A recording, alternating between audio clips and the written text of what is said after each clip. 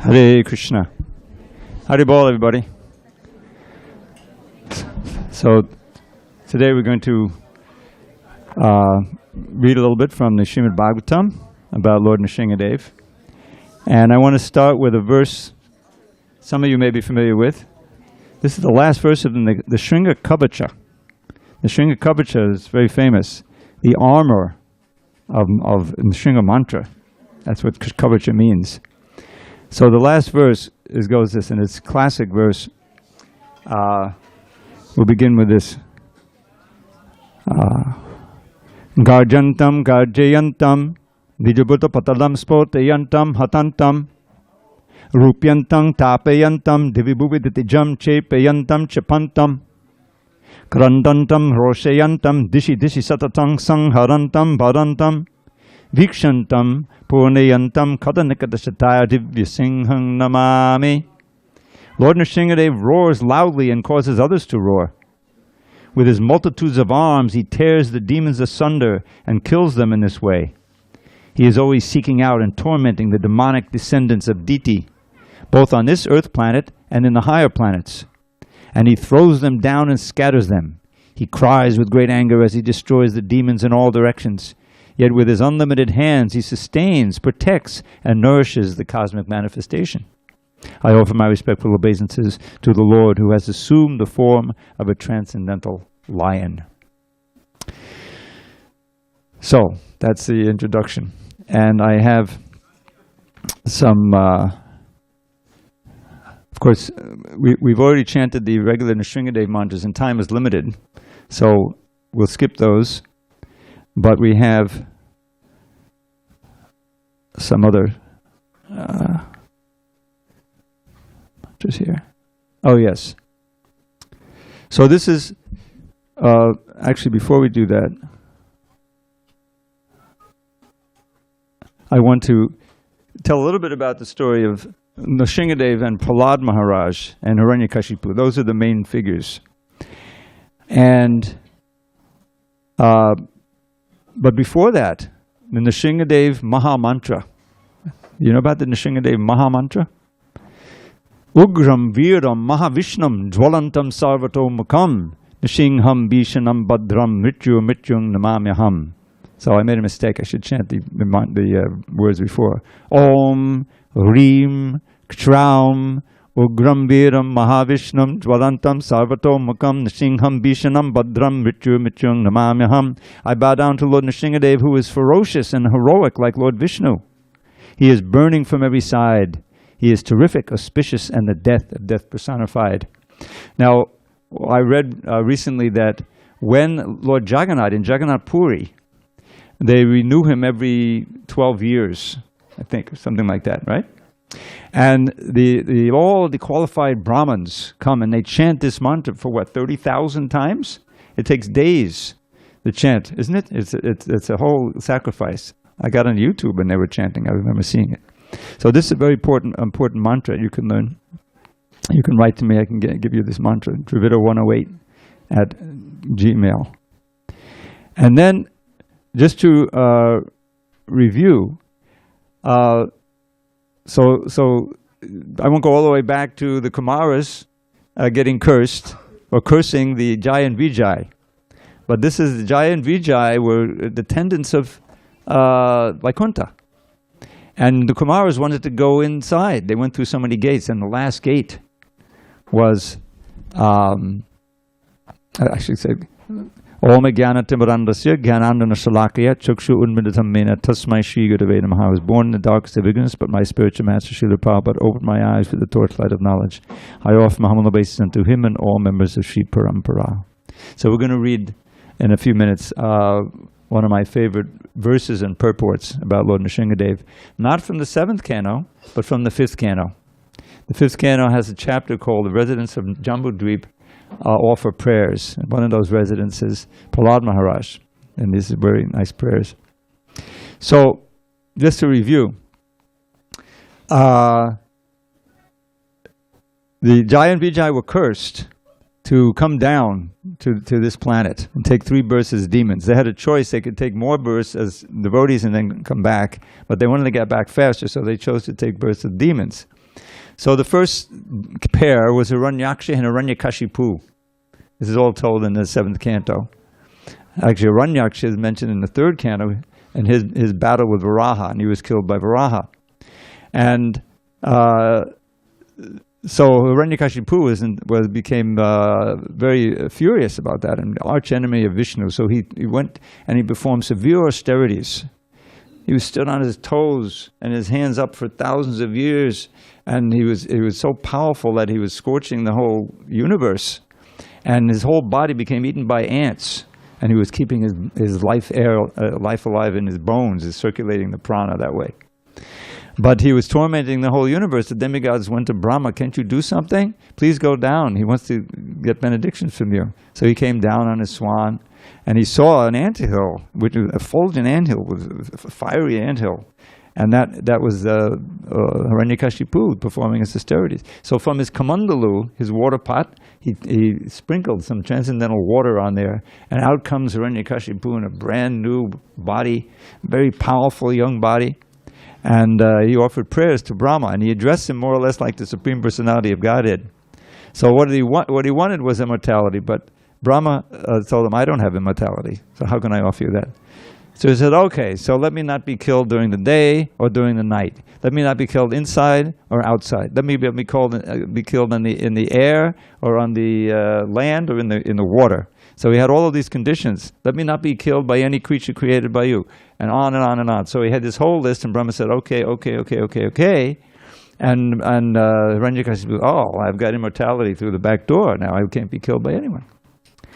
So as you may have noticed, all of those conditions were fulfilled when the Nrsimhadev came and killed him. So then Hiranyakashipu starts tormenting, ruling the universe. He was so powerful that everyone was bowing down to him, even Narada Muni and all the demigods and everyone. Only Shiva and Brahma and Vishnu didn't have to bow down. So it was a difficult situation. So then what happens is, and this is told by Prahlad to his classmates later, how Prahlad became a devotee, was devotion manifested so nicely. During those austerities, the demigods said, "Okay, now he's doing his austerities. Now let's see if we can, get rid of the demons who had taken over the whole universe." So they battled them, and the demons were losing and everything. And so they, meanwhile, Hiranyakashipu's wife was pregnant with Prahlad. So they didn't want to hurt her, but they wanted to kill Prahlad. They thought he was going to be the next demon. So they arrested him. But Narada said, stop. You don't want to harm this lady, plus Prahlad is a great devotee. You won't be able to kill him anyway. So the demigods, they deferred to Narada. Narada took her back to his ashram for protection, and she agreed, and she was safe. And then he started instructing her in bhakti. And of course, Prahlad was listening inside. This is a good instruction for any ladies who get pregnant. At a certain point, you can start playing tapes or reading books, and it's very good for the child. So Prahlad, when he came out, he was a pure devotee. He was a great Mahajan, but nobody knew it. Certainly, Hiranyakashipu didn't know it. So he started teaching him in the school. Shanda and Amarka, the sons of Shukracharya, who was the acharya for the demons there. They were teaching him. But Prahlad was just like, he wasn't really picking up on the Machiavellian teachings, enemies and friends and all the demonic teachings. And then during the tiffin hour, Prabhupada says in his translation, when Shanda and Amarka would go for lunch, he would preach to his friends. And now he's seditious, you see. So what happened first is, Hiranyakashipu says, "What did you learn? What's the best thing you learned today?" And so Prabhupada always quoted this verse. Tat sadhamanye sodavarya dehinam sadasamudvignadiham asadgrahat hit vatnapatam grihamandakutam andakupam vanam gadoya dharmashriyeta. Some of you may know this verse. It's very famous. So here's where he reveals that he's a devotee. He says to his father, he doesn't call him father, he says, "Oh, best of the demons, the best thing I learned, Tat sadhamanye, in my opinion, best for whom? For the embodied soul, who is always disturbed because you're holding on to and taking shelter of the impermanent." It's very instructive. We try to get some yoga and kshema. We try to have the things that we need to live, plus security, right? Or what do we get for security? Oh, we got a big defense department, we have our life insurance, we have a police, we have a house, we have all these different things. But these are all asat. We're sat, we're eternal, but we're taking shelter of the asat. And so there's always anxiety. And we try to mitigate the anxiety. Oh, the insurance, this insurance, that insurance, health insurance, fire insurance, life insurance. It's all based on fear. So he says, Sadasambadnagdiyam asadgrahat. So he says, Hitvatnapatam, griyamandakupam. Give up this materialistic household life, which is like a blind well, and which impedes your spiritual advancement, and go to the forest, Vrindavan, and take shelter of Hari, Krishna. The last thing Hiranyakashipu wanted to hear or expected to hear from his son. Where did that come from? So as he looks askance at Chanda and Namarka, what have you been teaching him? By raising his eyebrows, he terrorizes him. So we didn't teach him. What is this? So that was the first encounter. Then so they grill him. The third degree. Where did you learn this? Where did you learn this? But he didn't tell him. So anyway, it goes on like that, and whenever Prahlad speaks to his father, he instructs him in bhakti.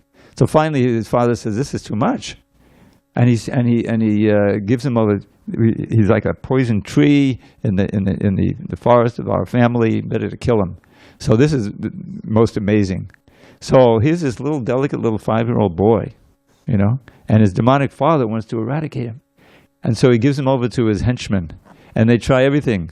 With their tridents, they try to, they pierce him in the delicate parts of his body, but he didn't feel any pain. He was completely absorbed in meditating on Krishna. He's the acharya for absorption, for meditation, the thinking of the Lord.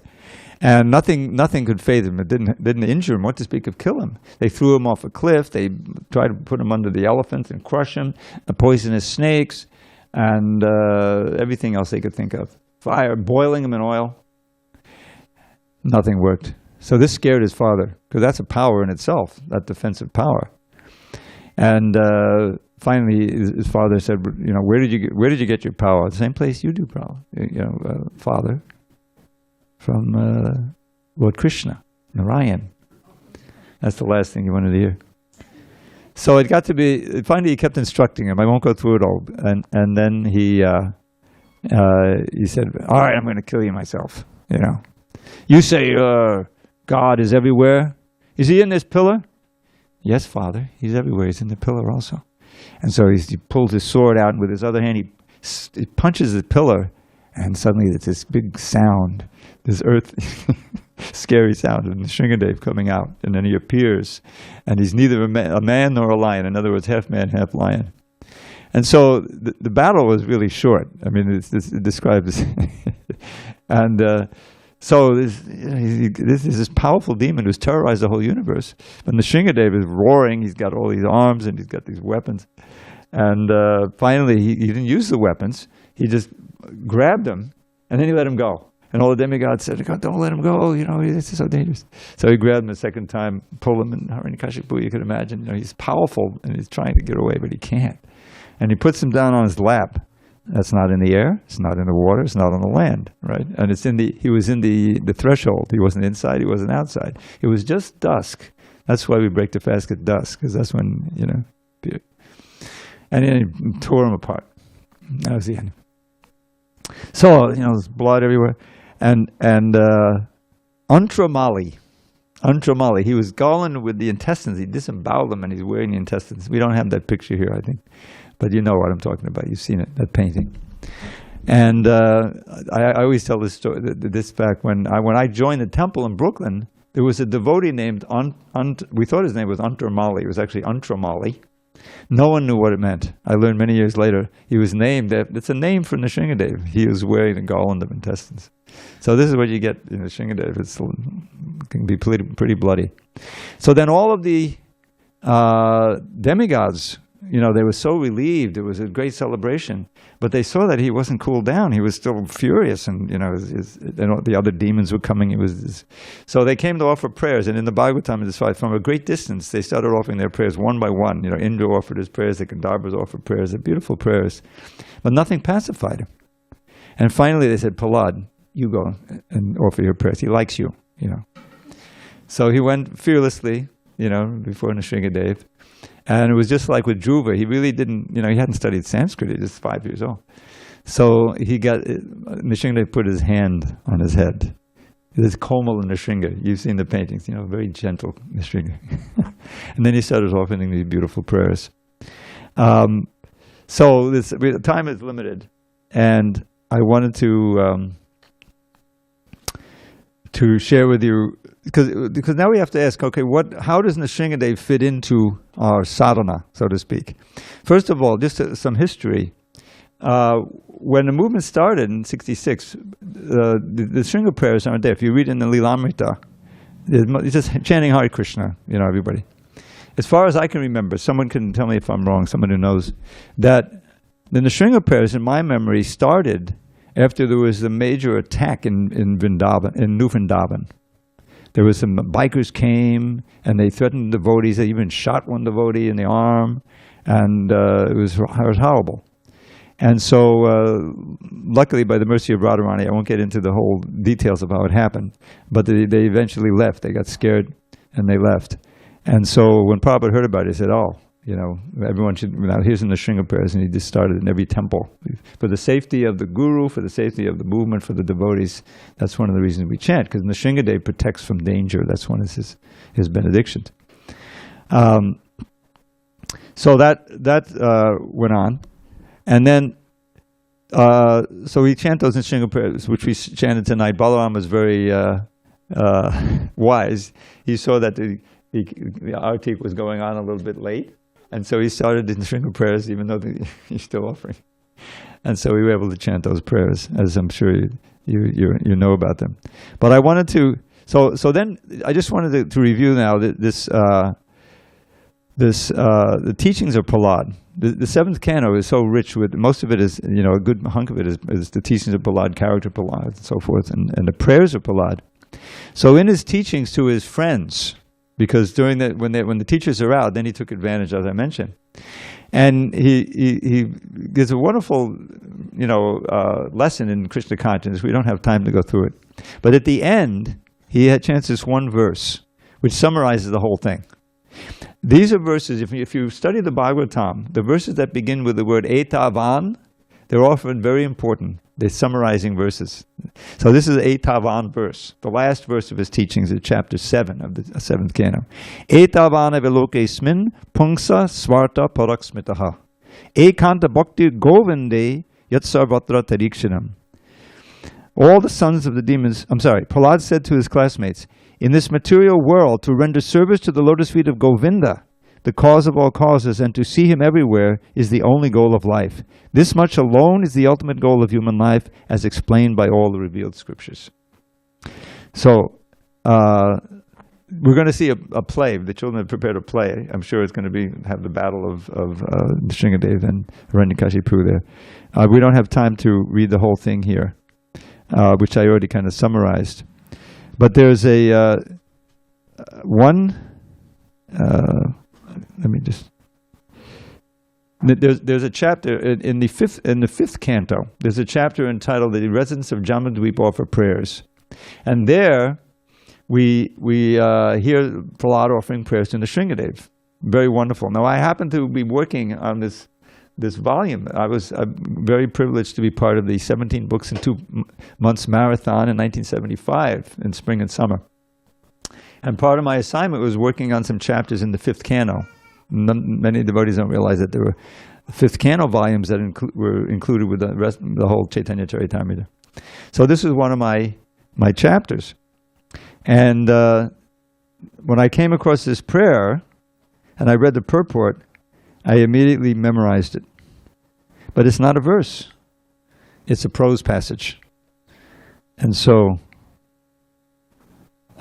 here's the verse. The reference is 5th canto, 18th chapter, text number 8. And we're going to read this purport.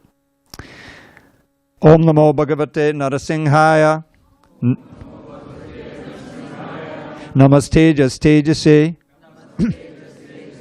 Avir Avir Baba Vajranaka Vajradangstra Karma Shayan Randaya Randaya, Tamo Grasa Grasa, Om Svaha, Abhayam Abhayam, Atmani, Bhuhishta, Om, Kshraum. Now that word Kshraum is the seed mantra, a seed syllable for worshipping Nrsimhadev. Can't you just hear him? He's ripping apart Nrsimhadev. Kshraum. You see? The seed syllable for Radharani is Shreem, very, very sweet, and Kleem for Krishna, right? But this is Kshraum. So here, I'll give the translation here in the purport. I offer my respectful obeisance unto Lord Nrsimhadev, the source of all power. O my Lord, who possess nails and teeth just like thunderbolts, kindly vanquish our demon-like desires for food of activity in this material world. Please appear in our hearts and drive away our ignorance, so that by your mercy we may become fearless in the struggle for existence in this material world. Purport. In Srimad Bhagavatam 4.22.39, Sanat Kumara speaks the following words to Maharaj Prithu. I'll just chant this real quick. Yat pada pangaja palasha vilasa bhaktya karmashayam gatitabudgatayanti santa tadvanna rikta matayo yatiyopi ruddha sroto ganastamadhanam bhajavasudevam.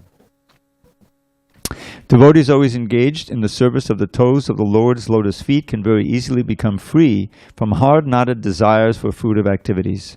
Because this is very difficult, the non-devotees, the jnanis and yogis, cannot stop the waves of sense gratification, although they try to do so. Therefore, you are advised to engage in the devotional service of Krishna, the son of Vasudeva. Every living being, Prabhupada says, every living being within this material world has a strong desire to enjoy matter to his fullest satisfaction. For this purpose, the conditioned soul must accept one body after another, and thus his strongly fixed fruitive desires continue. One cannot stop the repetition of birth and death without being completely desireless. Therefore, Srila Rupa Goswami describes pure bhakti devotional service as follows. Those who know this verse can chant with me. Anyabilashita shunyam jnana karmadhyanavratam anukulyena krishnanu shilanam bhaktiruttama. One should render transcendental loving service to the Supreme Lord Krishna favorably and without desire for material profit or gain through fruitive activities or philosophical speculation. That is called pure devotional service, close quote. Unless one is completely freed of all material desires which are caused by the dense darkness of ignorance, one cannot fully engage in the devotional service of the Lord. Therefore, we should always offer our prayers to Lord Narasimhadeva, who killed Hiranyakashipu, the personification of material desire. Hiranya means gold, and Kashipu means a soft cushion or bed. Materialistic persons always desire to make the body comfortable, and for this they require huge amounts of gold. Thus, Hiranyakashipu was the perfect representative of materialistic life. His name means gold and the soft cushion or bed. And Prabhupada says sometimes, and the bed companion. So we don't have to get into detail with that. So, he was therefore the cause of great disturbance to the topmost devotee, Prahlad Maharaj, until Lord Narasimhadeva killed him. Now, here's the, I don't want to say the money quote, but this is the one that immediately inspired me to memorize that verse, which isn't a verse, but prose. Any devotee aspiring to be free of material desires should offer his respectful prayers to Nrsimhadev as Prahlad Maharaj did in this verse. So right there in the manuscript form, I memorized this prose passage. And many devotees, when they read that, they say, okay, I better get it down. You know, Om Namo Bhagavate Narasimhadeva. So, we didn't chant it. It has a beat to it, even though it has a Om Namo Bhagavate Narasimhaya Namastejas Tejase Avaravi Babavadnakavadudangshtakarma Shayan Randaya Randayatamo Grasa Grasa Om Svaha Abhiyam Abhiyam Atmani Bhuishta Om Kshraum. So one more point I'd like to make here. And that is because we're heading into the 7:15 mark. After Lord Narasimhadeva killed Hiranyakashipu, Lord Narasimhadeva was so happy to see Prahlad and greet him, and I explained that. And then he offered him any benediction he wanted, anything you want, planet, $1 billion, whatever. And so Prahlad complained. He said he protested. He said, "I've been born into a demonic family. I'm very prone to yield to material desires. So don't tempt me, my Lord. Please don't tempt me. I'm not a vanik. I'm not a merchant doing business with you. So then he said, but yadi dasisi me kaman varangtang vatadarshaba kamanabridya sangorham bhavatastu vinevanam. But if you want to offer me a benediction, here's the benediction I offer you, I ask from you. That in my heart, material desires will never take root and grow. Oh, best of the offers of benediction, this is the only benediction I want. So this is one of the main reasons why devotees pray to Lord Narasimhadeva. Besides for protection of the deities and like that, and the guru, of course. But in order to get free of material desires. This prayer that Prahlad, we can offer that one, or this longer one that I had. But you notice that's the thrust of it. Is that please destroy, uproot, as you destroy the demons, destroy my demon-like desires for sense gratification. Now we've just completed chapter 3 in our evening class, Monday, Tuesday, Wednesday, Bhagavad Gita class, which you're all invited to, either personally or online, 7:15. And what do we find at the end of that third chapter? A little dissertation on lust, kama. Remember? Arjuna asks, what is it that seems to force us to do things that we know are wrong, that are sinful? Atakena payuktagam papam charati purusha anichanna vivashnaga baladi vinayojita. As if, this is like, the perfect example is someone who's an alcoholic or addicted to some drug or gambling or something.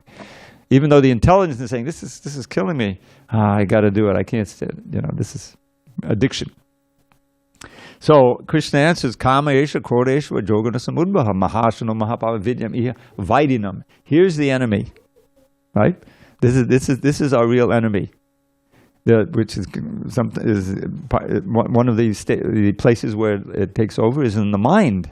Mind, senses, intelligence, Krishna says. So we learned from chapter 6 that the mind can be the best friend or the worst enemy of the soul. If it's saturated with material desires, it's your worst enemy. It's forcing you, the soul, to do things that are to your detriment and that keep you in the material world of suffering. So we need to pray. This Hare Krishna mantra is also a prayer. Right? Prabhupada said, we should pray to Radha and Krishna, please engage me in your service. Please remove these material desires and let all of my love be directed toward you. So this is the one of the things that devotees pray to Lord Narasimhadeva for. That he's so powerful, he can destroy these material desires and help us. We don't want to destroy desire completely. That's impersonalism, just like destroying all activities of the senses. But we want to engage our senses and our mind and our intelligence and everything else we have in the service of the Lord, and then the purification takes place. Chaito Dharpana Marjanam. As Lord Chaitanya famously explained to Sanatana Goswami, Nitya Krishna, how's it go?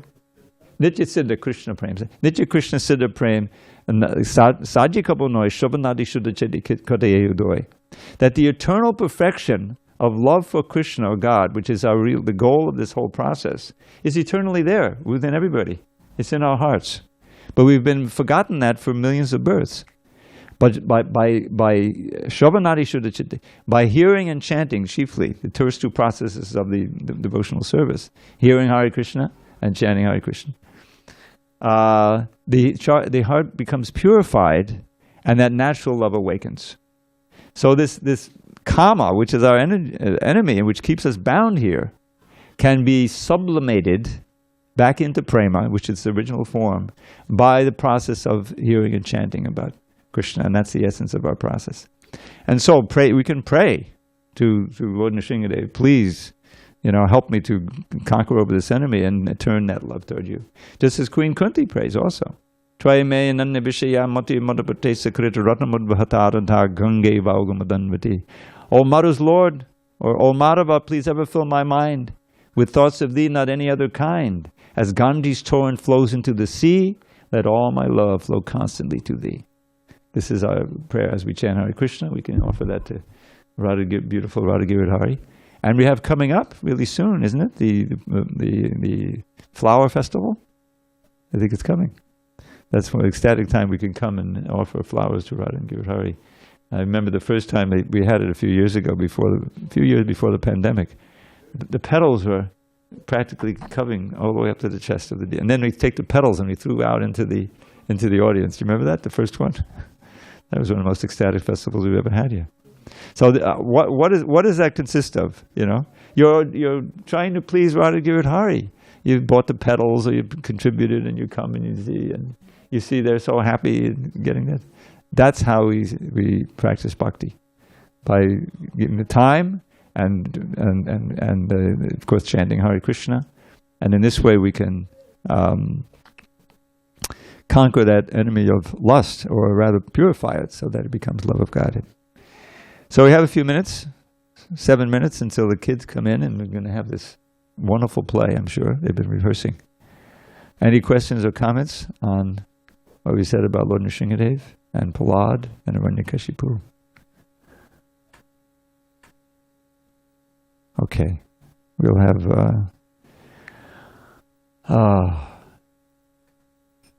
there was one other thing I had here.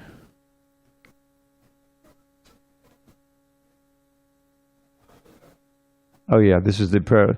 We can read this little purport too. When Prahlad asked for this benediction, Yadi dasasi me kamam vadang tvang vadadarshaba kamanam samroham bhavatastu vanevaram. O my Lord, best of the givers of benediction, if you at all want to bestow a desirable benediction upon me, then I pray from your lordship that within the core of my heart there be no material desires. Purport, Prabhupada says, Lord Sri Chaitanya Mahaprabhu taught us how to pray for benedictions from the Lord. He said, we can all chant this together. Nadanang, najanang nasundarim, kavitang va jagadish kamaye, mama janmani janmarishware, bhavata bhakta dahoituki twahi. O my Lord, I do not want from you any amount of wealth, nor many followers, nor a beautiful wife, for these are all materialistic desires. But if I have to ask for you for any benediction, I pray that in whatever forms of life I may take my birth, under any circumstances, I will not be bereft of your transcendental devotional service. It's Prabhupada's expanded translation here. Devotees are always on the positive platform, in contrast to the Mayavadis, who want to make everything impersonal or void. One cannot remain void, shunyavadi. Prabhupada is saving us from that. That's part of the prayer, right? Shunyavadi. Nirvishesha shunyavadi pasadesha tarine. Rather, one must possess something. Therefore, the devotee on the positive side wants to possess something, and this possession is very nicely described by Prahlad Maharaj, who says, if I must take some benediction from you, I pray that within the core of my heart there may be no material desires. The desire to serve the Supreme Personality of Godhead is not at all material. So this is why this process works, even in this Kali Yuga, which is not a good time for practicing yoga, so much. But it's a good time for practicing bhakti yoga in the line of Chaitanya Mahaprabhu. Kali Yuga is an ocean of faults. Kali doshi niche nide rajan asiyeko mahadganat. In the 12th canto, there's a whole list of those faults. We won't live very long. Mercy is going on. Just this war is just so heartrending. In Ukraine, and the devotees, have to so much. The cruelty, it's unbelievable. This is Kali Yuga in all its horror. So this is what we're surrounded with. How to practice anything, yoga in this process. Kirtanabheva Krishna Sir Mukta Sangha Paramvajet. But there's one great quality in this Kali Yuga. Just by chanting the holy name of the Lord Krishna, Kirtaneva Krishnasya, Mukta Sangha, you can become free from all the lust, all the attachment to this world, and Param Vrajat, go to the supreme abode, go back home, back to Godhead. So we should take full advantage of this movement, of the chanting of the holy name, of the Srimad Bhagavatam. I was studying for hours today. I couldn't help reading the prayers of Prahlad and the teachings. It's so rich and so instructive. We should absorb our minds in those literatures. We should all have a Srimad Bhagavatam at home and share them and have little meetings with our family and friends and come to the temple. And this is the only shelter in this age. Otherwise, we'll be swept away by the waves of the material desire and the fear of the things that are happening right now. That's the other side. Just see how Prahlad was free of fear. It was amazing. Little child confronted by this monstrous demon and all of his henchmen. And he's he's completely absorbed, completely protected. So this is the safest place. Prabhupada said the safest place in this world is on the Sankirtan, chanting Hare Krishna mantra together. So there's 2 minutes, blast off, and they're due at 7:15 to come in and do our play. So if there's no other comments or questions, then we'll adjourn. Thank you all very much for your attention. All glories to Srila Prabhupada.